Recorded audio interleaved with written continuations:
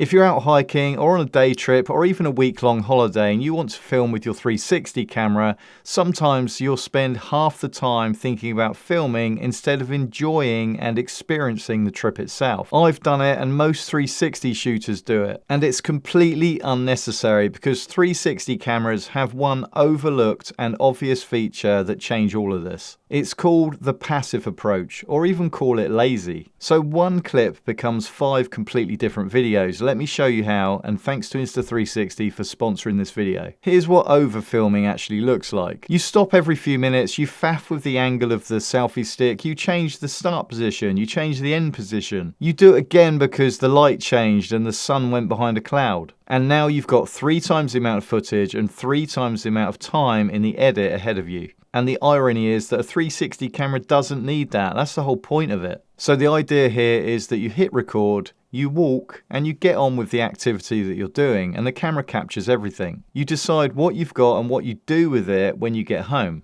And this is the whole shoot now, frame later approach. That shift in active filming to passive capturing is the most powerful technique with a 360 camera. And it all starts with one simple shot. So this is the clip, one walking shot, me walking, that's it. Shot in one take on the Insta360 X5 on a basic selfie stick, no planning, no setup, and no retake. And from this one single clip, I'm going to cut 5 completely different videos. This passive approach only works with the X5 because we've got the resolution and we've got 2 super wide angle lenses that are capturing everything. And this is why you should always record in the maximum resolution possible. So with the X5, that's 8K. And this then gives you enough headroom so you can select which bit of the image you want to use in your final video. Zoom in too far though and the quality can still suffer. So if there's something important that you want to get a shot of, then you're better to get closer to it rather than zoom in from a distance. So now let's look at some simple shots we can get from that one clip. The selfie shot. Reframe the camera back towards yourself. This is a classic walk and talk.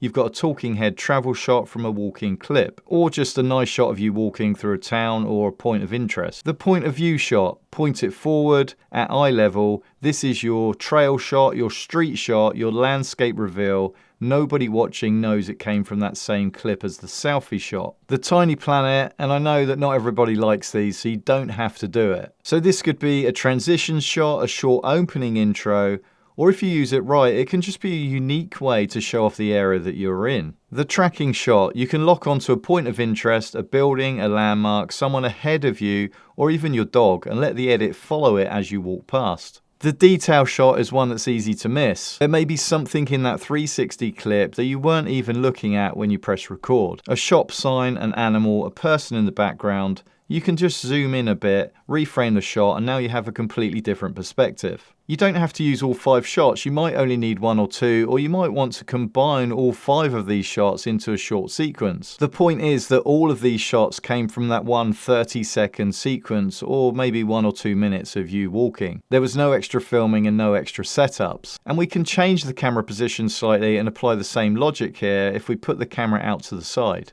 Walking along a river or a lake or a trail with a view, near flower beds or an ancient monument, hold the X5 out, let it record, and get the same 5 options from a completely different axis. And if you want to take this lazy approach to filming all the way, then you can simply mount the camera. This can be on your car, out the sunroof, or on your bike handlebars. You can even put it on a backpack strap. And this works particularly well when you're moving in a straight line. You set the camera up, press record, and then carry on enjoying the moment. You have one camera mount, one clip, and 5 different videos, and 5 different angles, and a totally passive approach. So the final piece of the puzzle here is the edit, and because you're working with one clip, the edit is really simple. Most of these reframes just need 1 or 2 keyframes added. You don't have to build a full editing timeline, you're just telling the software which part of the clip you want to use and when to use it. And that one reframed clip might be all you need. Add some text, add some music, and it may be enough just to remember a location or remember your entire trip. You can share it with friends quickly and easily, and the approach is,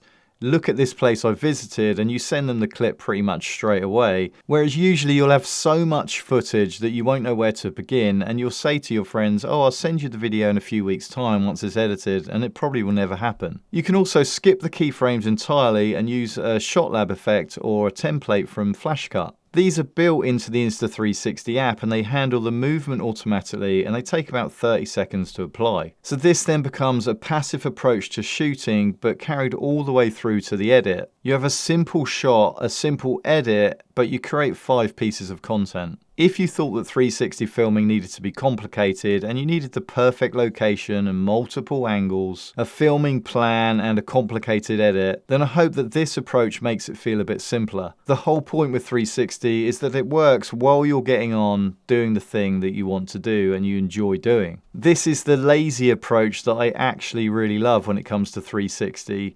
But for most people, I think it's actually the smart approach as well. So my challenge to you is to try this, shoot one clip and see how many versions you can create from it. To get the best deals on the X5 and also the cheaper and lighter X4 Air, then check out the Prime Day deals in the description below. And for more 360 shooting tips, you want to watch this video next, and I'll see you over there.